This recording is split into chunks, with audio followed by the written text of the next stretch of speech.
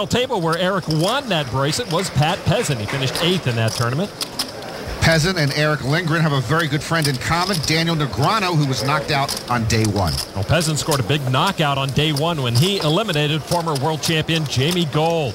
Another guy at that mixed hold'em final table was Chino Ream. He finished 5th. He's thinking over a bet from Billy Gazes right now. Gazes had calls from both Rock Gurney and Mark Garner. I think Billy predicted he would win the main event this year. He didn't guarantee it, but he thinks he's going to win.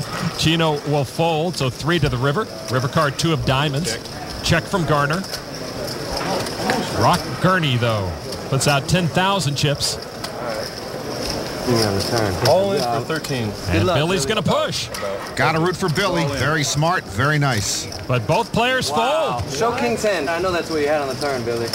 Why did Gurney fold? He just needed 3,000 more. Well, maybe Billy had King 10. We don't know, but he does have 53,000 chips. Elsewhere, we find Irish-born bracelet winner Kieran O'Leary, who's moved all in against Dan Lausen. O'Leary putting the pressure on, and Lausen lays it down. Shows a pair of 8s. And O'Leary shows he had nothing. A little James Bond daring there. That is a tough way to try to stick around. Nobody said it was going to be easy. One chip at a time, boys. One chip at a time. Even poker cliches sound better in Irish. All right, let's get back over to table 2. Vanessa Russo is in a hand with Dale Singh. There was a raise, a re-raise, and Singh leads with Queen against Russo's pocket 9s. Flop is 9, Jack 8. Russo with a set of 9s. A gut shot straight draw for Singh.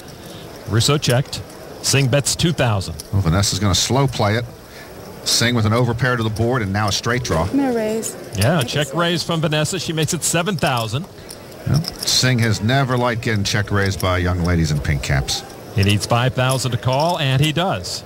All right, now the turn card is another 8, and Russo improves to a full house, 9s full of 8s.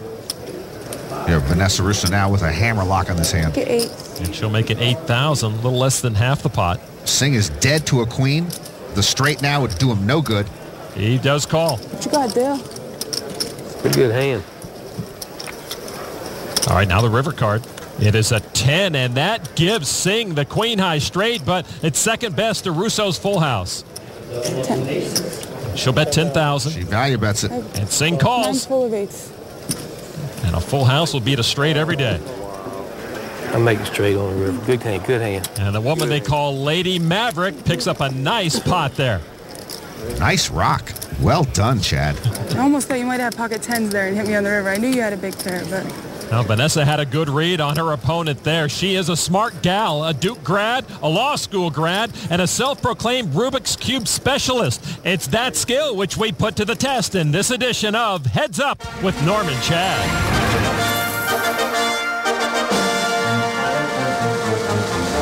How quickly do you think you could solve that cube while answering questions from me? With you asking me questions, I think that's going to be pretty tough, so I could hopefully do it in under 10. Okay, that'll be the challenge. Good luck to you. Alrighty. You graduated from Duke in 2.5 years. Staying there longer than you need to is kind of a waste of time. You're engaged to Chad Brown. Did you lose a bet? That's so mean. Who is your biggest role model in poker? I'm going to go with the obvious Phil Ivey. Oh, I just lost so many minutes. This talking thing is really hard. Did you actually graduate from Duke, or did you just audit some classes online? Okay, I think I figured out the trick to this whole thing. Basically, I could just kind of ignore you.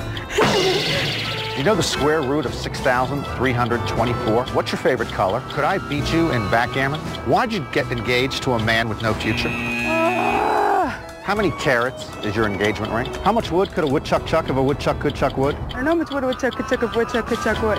Wow. Are you attracted to married men?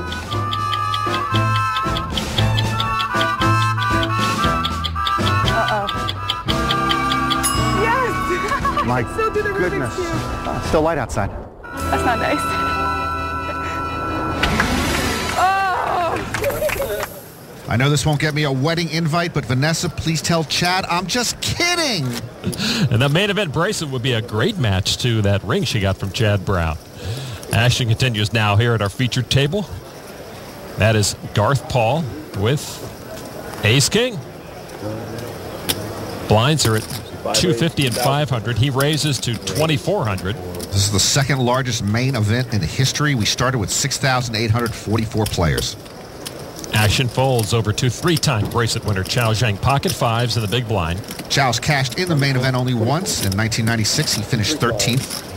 He calls for 1,900. Heads up with Paul again. The flop is deuce 7 king. Paul with top pair has a big lead now. Paul outflops Chao. Chao checks. Paul checks behind him. Turn card is a 4 of hearts. Paul's still good with a pair of kings. Chao first to act. And he bets 5,500 with 5-5. Paul gets Chao to bite. Now he's not going to push Paul off this hand. A raise to 20,000. Paul now springs his trap on Chao Zhang. Check the flop. The flat jaw. Chao folds. Yep. Chao wiggles away from that one. Paul shows him the goods. So the World Series rookie, who is a service sales engineer in his real life, takes a nice pot off a big pro. There was a two-way flush out there, though, Chao. I was getting a little worried about that. Yeah, I have something, but not that big, by the way. A rare moment for Chao. Gives up some of his stack. Not the ace king that big. And he proves he's not invincible. Welcome back inside the Rio to our featured table where Chao Zhang is having a very good day, continuing his strong showing at this year's World Series of Poker. How many other events did you play at? I've been playing, I believe, 15 events. 15 of them? 15. I got 7 casts for 15. That's pretty darn good. 7 casts for 15 is not bad, huh?